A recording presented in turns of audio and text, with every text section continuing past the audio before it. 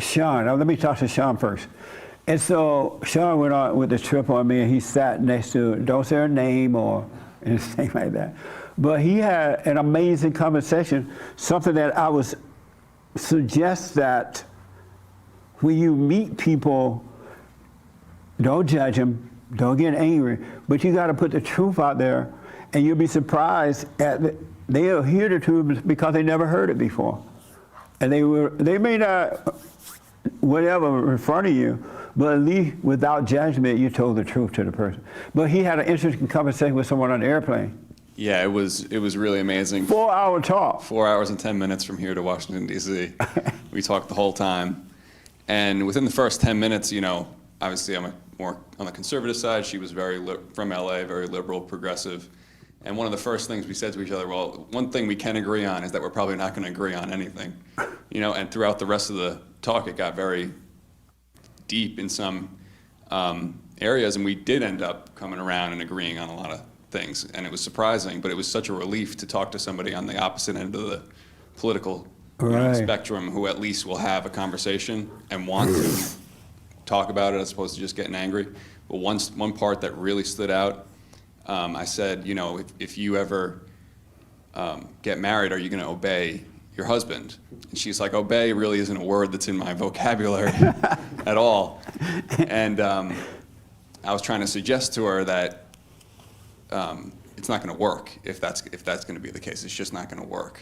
And she said, well, you know, if we have a financial issue, let's say, you know, if we have a financial decision to make, and I happen to have a degree in finance or something like that, and I have more experience, then I should be the one making the decisions. And I said, well, so you want to, you know, compare resumes with your husband? You know, if there's a decision to make, you want to have that discussion and compare resumes. And she sort of started to come around to it. But yeah, it was a great discussion. And he talked to her about she hated her mother, she was angry, and she admitted, right, that she was angry at her mother? Yeah, she said she had a temper. Her mom was sitting right next to us, actually.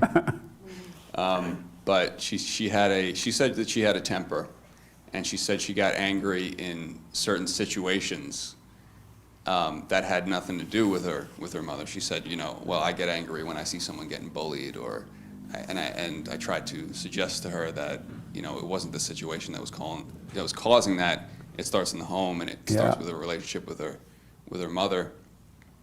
Yeah. Another interesting point about that is that she had made a decision about him already because he was conservative, right, Christian.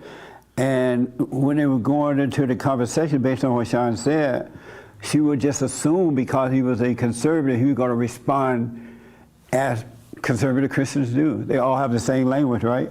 And she just assumed that he was going to respond in the same way, but he didn't, and she was surprised by that. Right, she kept saying, well, I knew you were going to say that, I knew you were going to say that, but, you know, 4 hours later, I think, you know, she might have been surprised, you know, at least in some ways. You know, she had a lot of assumptions. A woman with degrees, environmentalist, really into that stuff, right? But because he stayed non-judgmental, as truth came, he gave it to her, she got something to think about now that she had never thought about before.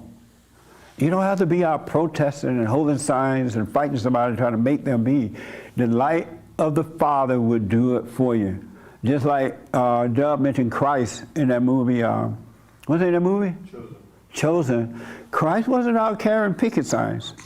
He didn't identify with the group. He was the light of the world, and he just lived his life, and people saw. When they asked, he told them, and they saw. He didn't try to make anyone change. He didn't get mad at them if they wouldn't change. He didn't judge them for not changing.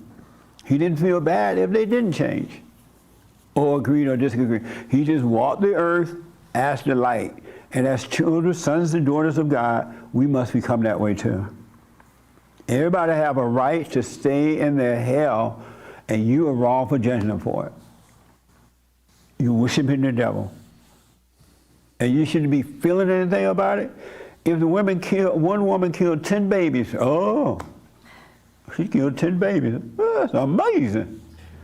God's not going to stop her for killing the 10 babies. Why should I be mad about it? or feel anything about it.